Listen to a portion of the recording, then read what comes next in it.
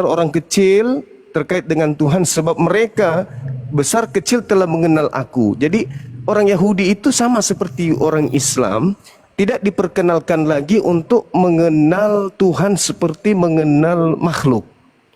Karena mereka sudah tahu ketika dikatakan Tuhan itu maha hidup, maka pasti Tuhan itu bukan makhluk. Ketika dikatakan Tuhan itu maha pencipta, maka sudah pasti Tuhan itu tidak berdaging. Ketika dikatakan Tuhan itu maha kuasa, maka sudah pasti Tuhan itu tidak ngantuk dan tidak tertidur. Maka orang Yahudi dan orang Islam itu dalam konsep bertuhan itu sama, yaitu menyembah kepada hakikat yang disembah oleh Nabi Ibrahim, Ismail, Ishak dan Yakub dan keturunannya, dan tidak pernah menggantikan Tuhan mereka dengan makhluk. Apapun pangkat makhluk tersebut, apapun jabatan makhluk tersebut, apapun kemudian mukjizat atau tanda atau kekuatan yang dimiliki ya makhluk tersebut, pandangan Yahudi dan Islam, makhluk sehebat apapun bukanlah pencipta langit dan bumi dan keturunannya, dan tidak pernah menggantikan Tuhan mereka dengan makhluk. Apapun pangkat makhluk tersebut, apapun jabatan makhluk tersebut, apapun kemudian mukjizat atau tanda atau kekuatan yang dimiliki ya makhluk tersebut, pandangan Yahudi dan Islam, makhluk sehebat apapun bukanlah pencipta langit dan bumi. Saya kira begitu. Jadi ada hal menarik yang mungkin saudara kita non-muslim bisa pertanggungjawabkan di Ibrani 7:14, bahwa ternyata Tuhan mereka itu berasal dari suku Yehuda. Tuhan dari suku Yehuda, berarti Tuhan mereka adalah cucunya Nabi Yakub. Saya kira begitu. Mudah-mudahan ada saudara kita non-muslim pentuhan cucunya Yakub yang bisa naik ke sini untuk kita berdiskusi secara elegan, secara akademisi, sehingga tak ada hujatan dan penistaan. Silakan. Iya, makasih Gundul. Terima kasih ya. Karena yang meminta permintaan itu naik terlalu banyak, kami tidak bisa mengidentifikasi apakah Anda Kristen atau Islam.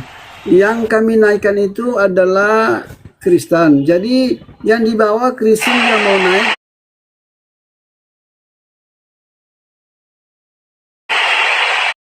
klik saja, typing saja 3, angka 3. Ketika Anda Kristen, typing angka 3, maka kami pastikan Anda Kristen yang suka berdialog dengan Bang Suma, kami naikkan.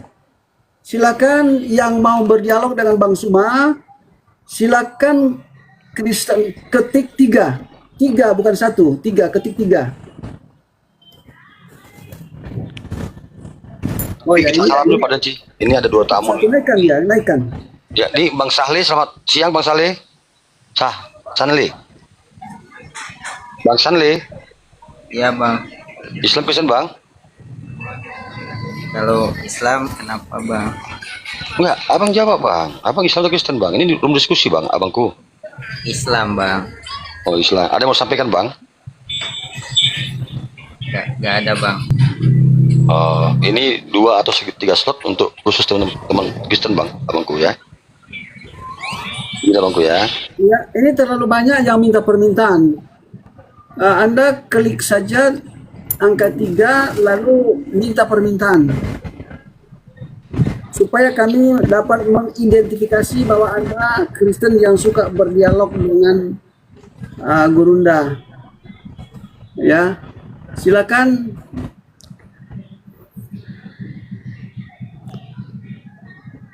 Ya, Bang Abdullah, selamat siang. Assalamualaikum warahmatullahi wabarakatuh. Waalaikumsalam warahmatullahi wabarakatuh.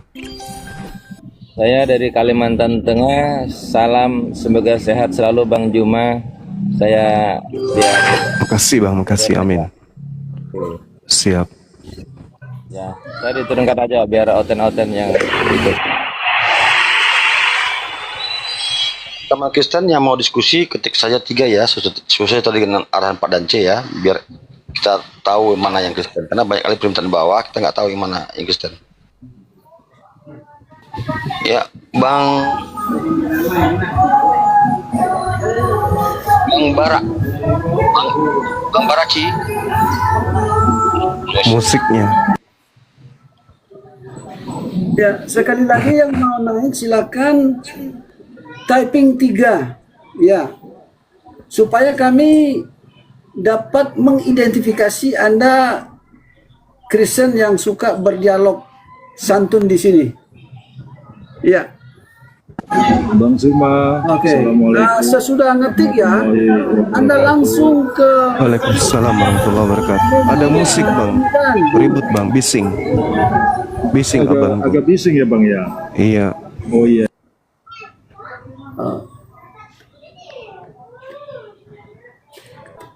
Ya, teman-teman Kristen yang mau menaik diskusi ke atas silakan ketik ketiga ya.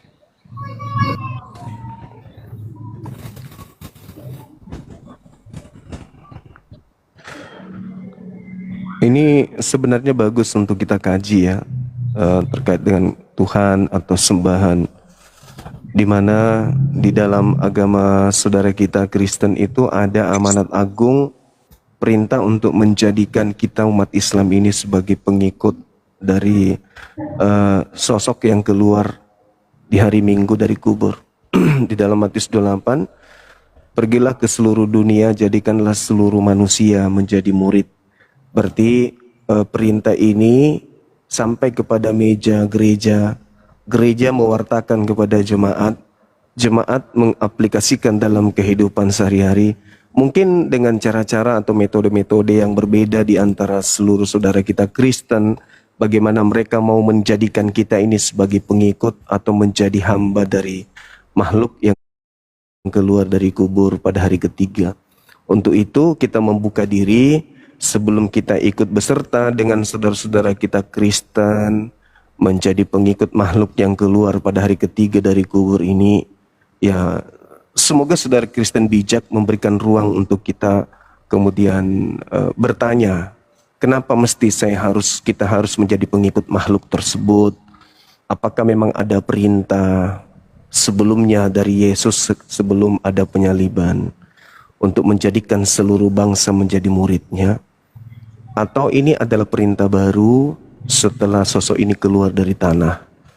Ini penting, kenapa? Karena sekaligus kita membantu saudara Kristen dalam penginjilan, dan sekaligus kita membantu saudara kita Kristen untuk mengurai sebenarnya kenapa mesti kita menjadi pengikut makhluk ini, ada apa?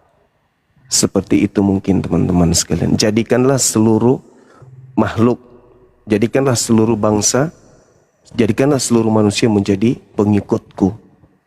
Jadi kita ini sejatinya jangan menjadi pengikut Nabi Muhammad kalau berdasar dalil itu. Kenapa? Karena kota yang diambil oleh makhluk ini seluruh makhluk. Jadikanlah seluruh bangsa menjadi pengikut. Belum lagi di Markus 16, beritakanlah Bible kepada seluruh makhluk. Berarti tidak ada alasan bagi saudara kita Kristen untuk tidak mau ditanya atau mengkaji tentang iman kekristenan. Karena amanat agung itu adalah menghantarkan orang di luar Islam untuk dijadikan sebagai pengikut daripada Kristus. Begitu abang-abang sekalian. Oleh karena itu sebelum kita menjadi pengikut Kristus, sudilah kiranya saudara Kristen menjelaskan ke kita kenapa mesti harus menjadi pengikut Kristus gitu loh. Oke, Suma, boleh saya masuk? Ya, silakan perkenalkan diri dulu Ibu. Saya ya. Feme Grace Marinka, Kristen. Jadi saya mau menjelaskan kepada Pak Suma ini tentang dasar kehadiran Yesus di dunia, yaitu dua nubuatan di Taman Eden. Pertama, manusia mengalami kematian tubuh karena sudah terkontaminasi dengan roh jahat Lucifer. Penjelasan Tuhan Yesus kepada perempuan Muslim bahwa buah pengetahuan yang tidak baik di Taman Eden itu bukan buah fisik, itu semacam suntikan roh jahat. Dan Tuhan Yesus menjelaskan bahwa Allah punya dua kuasa, kuasa roh jahat yang pada Lucifer dan kuasa Roh Kudus yang di dalam Yesus. Pada Lucifer adalah kegelapan, pada Yesus Roh Kudus adalah Allah terang. Jadi maka Yesus mati itu karena nubuatan kedua di Taman Eden kepada Lucifer, ular tua zaman Lucifer. Turunan dari perempuan inilah yang akan meremukkan kepalamu. Nah, bahwa di sini akan datang penolong. Nah, itulah Yesus mati dan penjelasan Tuhan Yesus kepada perempuan Muslim karena dia bertanya, "Kenapa engkau disalib? Karena tidak ada manusia yang darahnya suci. Lalu kenapa kau harus mati? Karena kasihku melebihi segala dosa manusia. 3 hari di dalam kematianku, rohku membersihkan dosa-dosa orang mati yang terpenjara di alam maut dalam kekuasaan Lucifer, iblis penguasa alam maut. Dan setelah itu membebaskan mereka mulai dari zaman Adam sampai ke orang-orang Israel yang telah mati karena tidak mampu melaksanakan hukum Taurat secara 100% sehingga hanya beberapa yang selamat. Jadi Tuhan Yesus juga menjelaskan, katanya maulid Allah. Allah bukan fisik, Allah roh. Allah itu rohnya aku, Intan. Jadi kan Maria mengandungkan dari Roh Kudus. Roh Kudus ini begini, Pak Suma. Iya. Allah kan bukan hanya berfirman. Allah yang disebut Bapa ini kan bukan hanya berfirman, dia kan punya kuasa. Ketika dia berfirman, kuasa keluar dari dalamnya yaitu Roh Kudus yang akan bersama firman. Perkataan itu juga kan mengandung kuasa. Jadi kalau dari saya Roh Kudus, kuasa supranatural atau kuasa spiritualnya keluar itu dialah yang bikin apa yang keluar dari pikiran Allah, apa yang diinginkan Allah, apa kehendaknya, pun juga yang menyampaikan firman. Maka itu kepada nabi-nabi, Roh Kuduslah yang berbicara untuk menyampaikan firman. Maka itulah yang dibilang, karena dia bersama firman itu, ke dia Allah. Baik. Sudah Ibu? Oke. Baik. Terima kasih ya atas penjelasan Ibu. Jadi ada lagi Suma, mengapa Allah memilih Bang Suma memberikan respon dulu turunan baru. dari perempuan inilah yang akan meremukkan kepalamu. Jadi Allah menggunakan orang Mesopotamia karena Taman Eden kan di apa?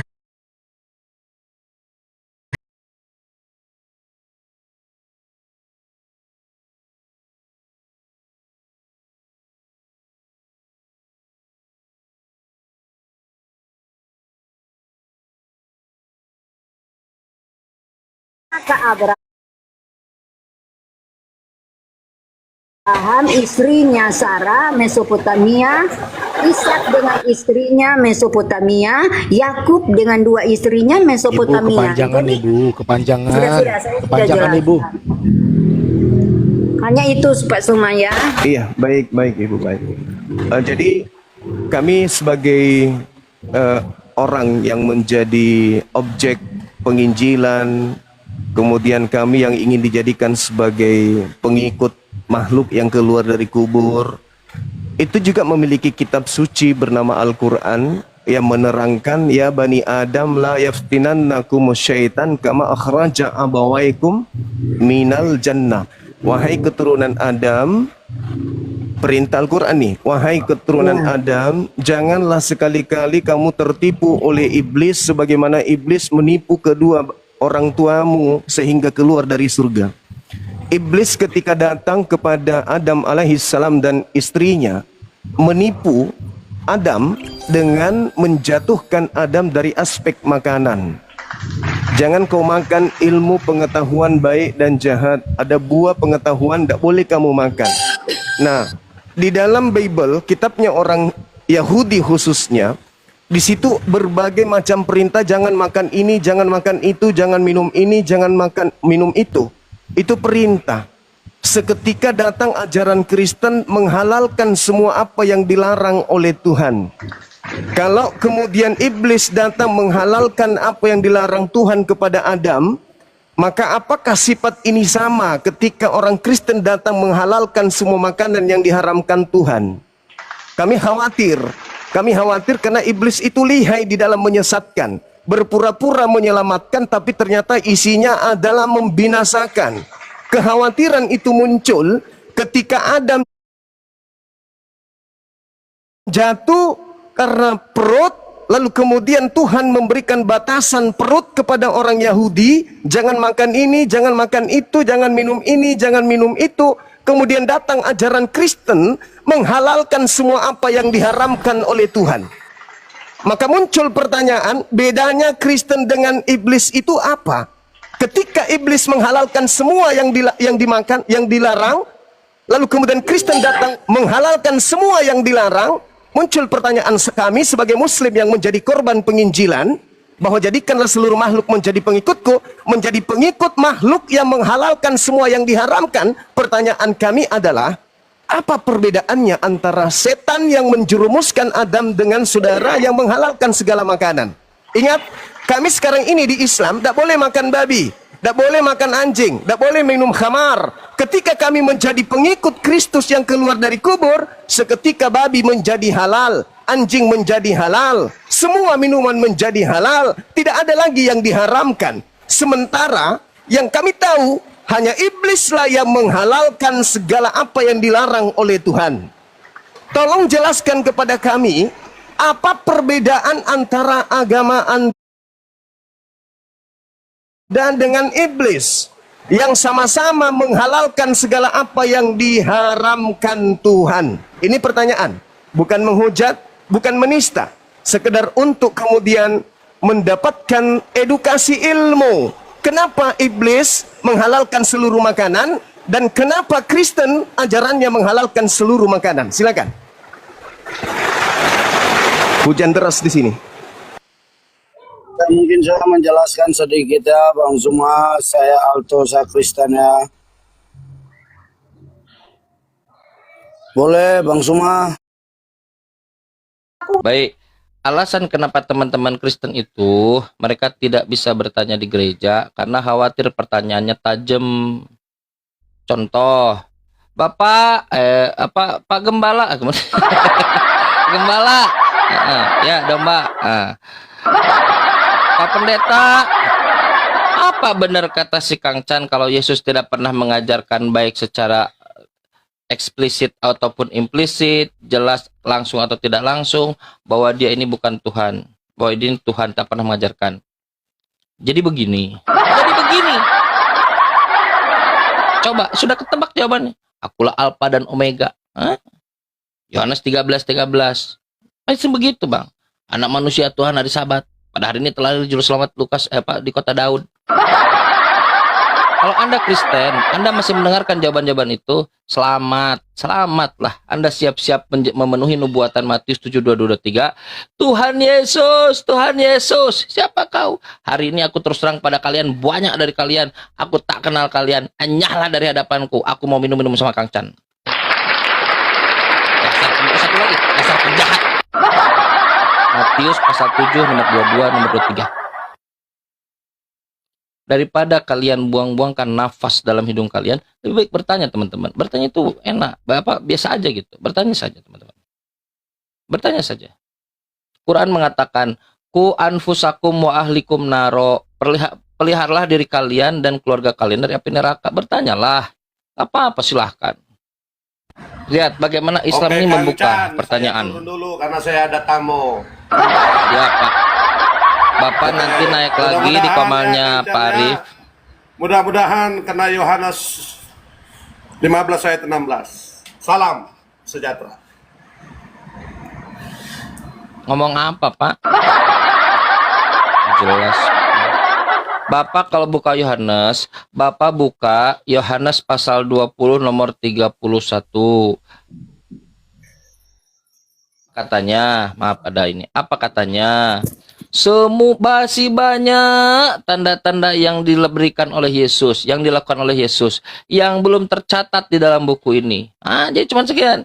Tetapi semua yang tercatat di dalam buku ini supaya memperkenalkan kalau Yesus ini orang yang diurapi, orang yang dipilih. Kalian mau mendalil apa dari buku Yohanes? Baik dari buku Yohanes anak Zebedeus, walaupun penulisnya bukan anak Yohanes Zebedeus, katanya. Jelas siapa yang nulis lah. Ataupun dari mimpi-mimpi Yohanes di Pulau Patus, mimpi atau hayalan saya nggak tahu lah. Masa ada Yesus rambut putih, mata menyala, kayak dibukal kan orang itu mirip megaloman. Bahwa semua itu kesimpulannya hanya untuk memperkenalkan kalau Yesus ini adalah orang, manusia, saudaraku, manusia yang diurapi, manusia. Makanya kata Yesus, aku tidak dapat berbuat apa-apa dari diriku sendiri. Tuhan atau manusia? Manusia. Apa kata Yesus? Aku berkata-kata bukan dari diriku sendiri. Aku berkata-kata dari Bapa, Allah, Tuhanku yang mengutus aku. Semua. Pernah Yesus mengatakan, aku pencipta langit dan bumi. Ah, ada. Aku ciptakan malaikat jin untuk beribadah kepadaku. Boborah Bagaimana mungkin? Sedangkan dia sendiri harus tersungkur. Dia. Di Taman Getsemani. Ketika bersembunyi dari makhluk Tuhan. Makhluk Tuhan dia mengejar-ngejar Yesus. Datanglah 11 bersama seorang 8 orang kamu berjaga di depan gerbang ya, 8 orang. Terdengar Maha Kuasa? Ngapain kau nyuruh murid-muridnya 8 orang berjaga-jaga ya di depannya? 3 orang sini, Yakobus sini, Simon Petrus sini, anak Zebedeus sini, Yohanes sini. 3. Kamu jaga di sini. Terdengar Maha Kuasa? Jaga di sini. Dia menyingkir lalu dia sujud. Ya, terdengar Maha Kuasa? Terdengar Tuhan? Enggak, teman-teman. Manusia. Lalu ujuk-ujuk datang untuk menuhankan manusia ini dengan mengatakan dia adalah Tuhan yang menjadi manusia. Nenek lu kipet. Mana ada, nggak ada, saudaraku. Dalam Bible dikatakan Tuhan tidak berubah.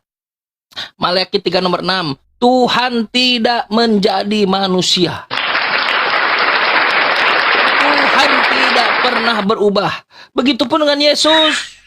Yesus tidak pernah berubah. Makanya Yesus manusia, tapi kalian dipaksa untuk menuhankan makhluk itu. Makhluk yang ganteng, yang soleh itu. Saya nggak tahu kalau ganteng ya. Soleh lah. Soleh pasti dibenar 7 karena kesalahannya. Begitu. Orangnya, makhluk yang taat pada Tuhan itu. Kalian dipaksa untuk menuhankan itu. Bagaimana mungkin Tuhan pakai kolor? Mungkin.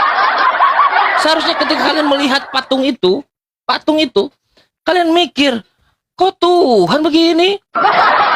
Mikir enggak?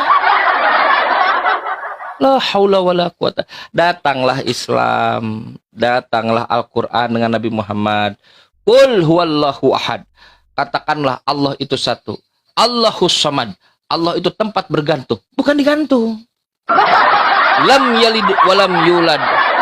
Bukanlah manusia, bukan anak manusia. Ya, sorry Pak, silakan. Gerindra monitor belum? Ya, silakan Pak. Tadi kan Kancam bernaras bahwa Allah itu tempat segala bergantung. Tapi di mana setelah Muhammad kena sihir, kemanakah Allahmu itu? Kenapa tidak langsung membantu dia? Sudah kan dibantu, Bang. Dibuka buhul-buhulnya, bacakan Quran surat Qul huwallahu ahad, Allahu samad, terlepas sihirnya, terselamatkan. Alhamdulillah. Selesai. Bahkan gini. Anda kan tidak sedang berpikir begini, Nabi Muhammad itu seperti Iron Man kan? Datang panah, datang, kan nggak begitu, Bang. Bukan itu. Tapi diselamatkan. Sebentar dulu, saudara. Santai dulu. Beliau ini sebagai manusia. Allah mengatakan, "Qul," katakanlah Nabi Muhammad. Kata ada profesor mengatakan begini, seandainya Nabi Muhammad ketika menaklukkan kota Mekah, Futuh Mekah, 10.000 pasukan kudus, Tuhan akan datang dari negeri Paran dengan 10.000 pasukan kudus dalam buku Keluaran. Nabi Muhammad datang dengan 10.000 sahabatnya, 10.000 orang, Bang. 10.000 orang, Bang, kan. Udah tidak ada apa-apa lagi tuh Mekah. 10.000. Seandainya dia mengatakan kalau aku ini malaikat, aku ini Tuhan, semua orang akan percaya. Kan Nabi Muhammad misinya justru untuk membantah itu semua, untuk menuhankan Tuhan, jangan menuhankan bukan. Sebentar dulu, menuhankan bukan Tuhan, tidak menuhankan yang bukan Tuhan. Maka dikatakanlah di dalam Quran, katakanlah Nabi Muhammad, innama ana basyarum mislukum, sesungguhnya aku manusia seperti kalian juga. Lihat, apa yang membedakan Nabi Muhammad dengan kita? Elsadai. Jangan Elsadai. Nanti Elsadai betul-betul. Enggak, saya mau nanya ini, harga pisang tempat dia, harga pisang berapa? Itu bang. Nanti. Apa yang bedakan Nabi Muhammad? Yuhi ilai. Nabi Muhammad terkena panah di perang Uhud. Kena seperti manusia biasa. Anak break. siap. Kancang, dia kan Anak paling sebentar. mulia, Kancang. Aku manusia seperti kalian juga, diobati. Nabi Muhammad lapar ketika ini. Manusia, dia manusia biasa. Begitu juga kalau ada yang menyihir, manusia Muhammad juga berpotensi kena sihir, tapi dijaga oleh Allah. Termasuk mau diracun, tapi dijaga oleh Allah. Maka Nabi Muhammad, dengar dulu, maka Nabi Muhammad tidak pernah dia terdampak oleh sihir, tidak pernah terdampak oleh racun, nggak pernah. Ya sedikit-sedikit lah, sedikit-sedikit mah ada lah. Akan kayak makan Masa pedas. orang paling mulia, masa orang paling mulia kena racun, kena sihir? Loh, Waduh. baca Yohanes pasal 19. Tuhanmu ngapain sebelum mati? Minum anggur asam. Minum anggur asam. Aku tak akan minum anggur asam ini lagi. Aku tak akan minum anggur lagi sampai nanti di rumah Bapak. Baru juga kemarin ngomong begitu. Tuhanmu disalib. Apa yang terjadi? Dicucukkan racun anggur asam. Nyam. Aku serahkan nyawaku, mati. Percuma dibantah juga Tansan karena dia belum baca, makanya suruh baca Bukan dulu. gini loh. baru Yohanes suruh naik 19 nomor berapa itu saya lupa. Paling mulia, Mati HP-nya. pokoknya paling lah. Kok bisa kena gitu? botol. Pertanyaan. Muliaan mana Nabi sama Tuhan itu muliaan mana? Nabi sama Tuhan itu muliaan Katanya mana? kan, betul. Muhammad kan Nabi yang Jangan paling mulia, Nggak bisa, Nabi Pak. yang Jangan- paling terbaik jangan lah. kau Kok bertanya. bisa kena gitu loh. Jangan kau bertanya yang kena tampol mukamu sendiri. Bukan. Lucunya kau. Pertanyakan, katanya paling mulia. Tolonglah. berbuat dosa. Apa yang kau anggap paling mulia itu harus gimana? Harus tahan besi gitu atau gimana? Yang kau anggap paling mulia itu artinya gini. apa? Artinya dia kan seorang nabi. Seorang nabi tidak akan memandang sihir loh, Kancang. Loh, siapa yang mengatakan Bisa, itu? kalau kena sihir itu Tuhan aja gimana? mempan kok. Gimana? Tuhan aja dibunuh. Pan. Punya iman kan dia. Pertanyaannya ini aneh pertanyaannya Kang Chan. Iya, betul. Jawab. Bagaimana itu bisa jadi standarmu? Salah. Sedangkan Tuhanmu aja dibunuh. Tanya tadi loh, seorang nabi kena sihir. Gimana kah Saudara itu? Canjo, Gimana Saudara itu, Pak? Canjo, Anda hanya mencoba untuk memframing Nabi Muhammad dan itu memperburuk diri Anda sendiri. memframing, kenyataannya Saudara seorang Canjo, nabi. saya tanya. Seorang nabi. Baik, saya tanya sekarang. Seorang Yesus, nabi kok bisa kena sihir? baik. Yesus Tuhanmu dibunuh atau tidak dibunuh? Dia kan misinya aku udah jelas dia. Bukan itu yang saya tanya. Saya nggak nanya itu. Iya. Yesus Tuhanmu. Kalau Muhammad kan mengaku bahwa saya Nabi itu paling Muhammad mulia, tidak paling pernah kasihnya Allah. Nabi Muhammad tidak dibunuh. Tidak. Nabi Muhammad Nabi Muhammad dimintai izin oleh malaikat maut kepada Allah. Dia minta izin dulu. Dia pegang sedikit-sedikit. Dia bagaimana mungkin kena sihir sedangkan beliau ketika wafatnya diberikan izin, tapi jangan kalau katakan mati wala tahsabanna alladziina qutilu fi sabilillahi amwata bal ahya, tapi dia hidup. Pertanyaannya, kalau Nabi Muhammad tidak pernah dibunuh, apakah Yesus Tuhanmu pernah dibunuh? Yesus dibunuh karena misinya seperti itu. Bisa nggak Tuhan dibunuh? Bisa nggak Tuhan dibunuh? Tuhan itu tidak dibunuh. Itu namanya Bukan itu yang saya tanya. Bisa nggak Tuhan dibunuh? Gak bisa lah Tuhan dibunuh. Oh tidak, tidak. Lalu ngapain Yesus dibunuh kalau Tuhan nggak bisa dibunuh? Masa lagi Jangan suruh baca dia, suruh nonton filmnya aja. itu nonton filmnya. Iya, suruh nonton filmnya aja. Ada di bioskop itu. Ada yang baru lagi di Netflix, Kang Chan. Itu kan kemanusiaan. Berdarah-berdarah. Apostol. Asal bertahan arti dibunuh. El Sadai. Pisang harganya berapa El Sadai? Pisang. Gini loh, Arom. Dibunuh apa? Pisang. Pisang. Saya nanya pisang. Jemaat gereja. Yang parah itu ya, Nabi itu yang paling parah. Saudara, saya tanya. Tenang. Saudara, saya tanya, bisa nggak Tuhan dibunuh? Tidak. Saudara, Tidak bisa. tidak, bagus, Tuhan tuh pintar. harus Saya kasih dibunuh, tepuk Tuhan tuh tangan. nama benar. Sebentar dulu. Baik, ini bagus. Apakah Yesus dibunuh? Dibunuh. Yesus dibunuh. Bagus. Apa lagi?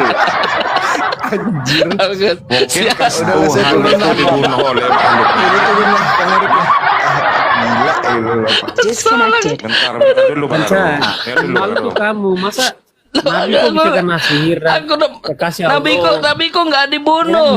Nabi kok wafat dengan normal. Dengan melepaskan semuanya. Al-yauma akmaltu lakum dinukum wa atmamtu alaikum nikmati. Selesai sudah misi. Siapa? Sebentar. Siapa yang berani-beraninya membunuh Tuhan? Siapa? Iblis. Manusia itu manusia gila. Apakah Nabi kena sihir? Iblis yang mana berani-berani menyebut Tuhan? Pasukan Romawi, Ersanai. Waduh. Makanya udahlah. Kang Arif, jangan tanya saja itu. Tanya harga pisang aja, harga pisang. Yang kesana Teman-teman sekalian. Muhammad kena sihir. Teman-teman sekalian, sudah tadi Nabi Muhammad sudah saya jelaskan. Teman-teman sekalian, Maksudnya kematian ada Yesus, nabi yang sebentar. kena Ya, sihir. kematian Yesus, jangankan kena sihir, nabimu gila di Markus 3:21. Ayo Tuhanmu gila. Kena sihir kan? Kena Asli sihir itu. itu kan kemasukan jin. Sama dengan Tuhanmu. Itu lanjut. kemasukan baju Ustaz Arif mah lanjutin. Itu belum selesai. Dan kalau kau bertanya, kenapa Tuhanmu itu gila, tidak waras? Nanti Anda buka seperti tidak waras itu gila. Kenapa? Karena kemasukan apa? Mana saya tahu. Beelzebul. Beelzebul. Tuhan lebih dari sihir. Tuhanmu tidak waras, kerasukan Beelzebul. Loh, katanya begitu. Anda buka buku Markus mulai dari pasal 3 nomor 21. Ya, dengarlah dulu ini. Bukan musuhnya yang mengatakan, bukan orang yang tidak suka pada Yesus yang mengatakan, tetapi keluarganya sendiri. Layar pertama dari Yesus mengatakan Yesus tidak waras lagi. Datanglah ekspertis, orang yang ahli Taurat. Lalu datang katanya kenapa dia ngomong begitu? Karena dia kerasukan Beelzebul. Bukan saya ngomong. Saudaraku dengar. Kami Islam justru ingin membantah itu. Kami tidak boleh mengatakan Nabi itu gila. Gak boleh. Yesus nih orang yang dimuliakan oleh Allah. Nabi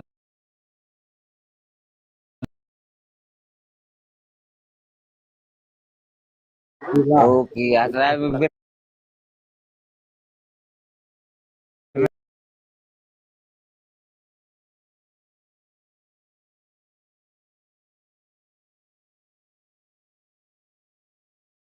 Yang lain teman Kristen yang lain di-mute.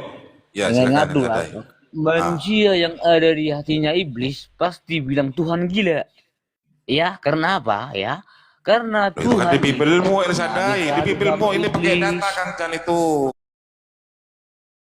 ya. Dia belum makanya baca, jadi- dia belum baca.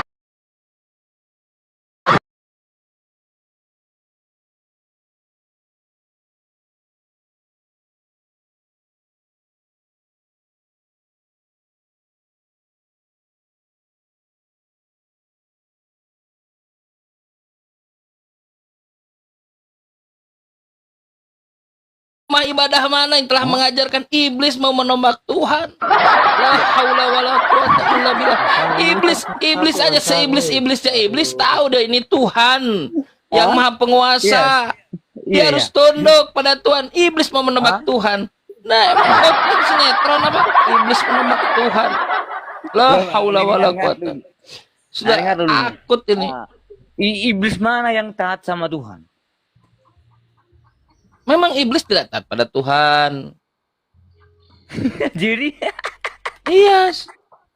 Sekarang saya tanya, Anda taat kepada Tuhan atau taat kepada iblis? taat kepada Tuhan dong. Bagus. Kan saya- Kalau Anda bukan bagus. Kalau Anda taat kepada Tuhan, Tuhan ingin Yesus dibunuh atau Yesus tidak dibunuh? Hah? Maksudnya? Oke, iblis membunuh Yesus. Anda menaati iblis membunuh Yesus? Loh, bukan menaati.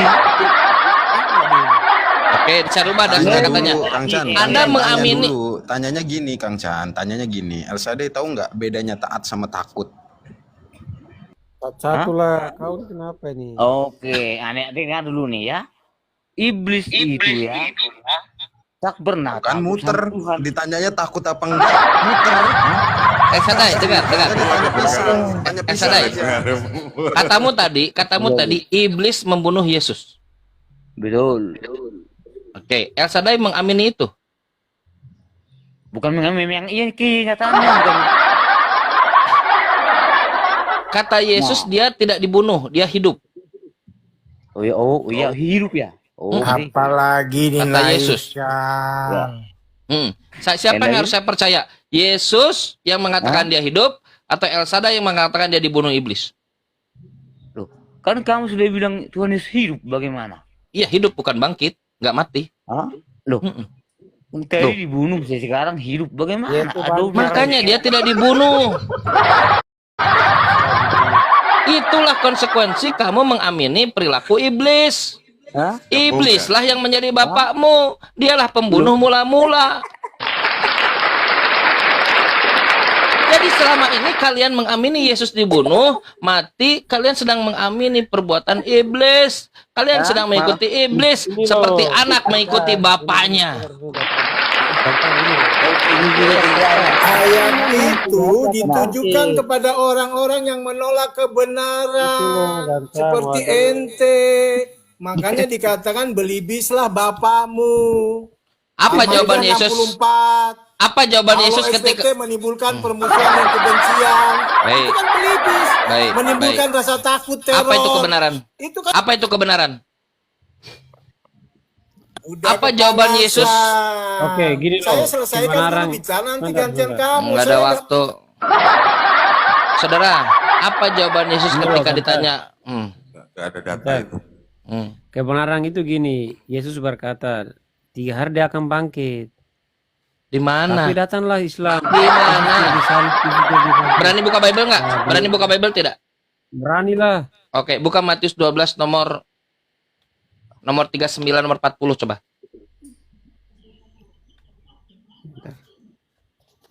Matius berapa? 29 nomor 13 nomor 39 40. Matius berapa, Bang? 12. 12. Gurunda sudah monitor belum ya, Gurunda? Belum. Lama Gurunda salat asarnya ya? Enggak. Assalamualaikum warahmatullahi wabarakatuh. Waalaikumsalam warahmatullahi wabarakatuh. Assalamualaikum.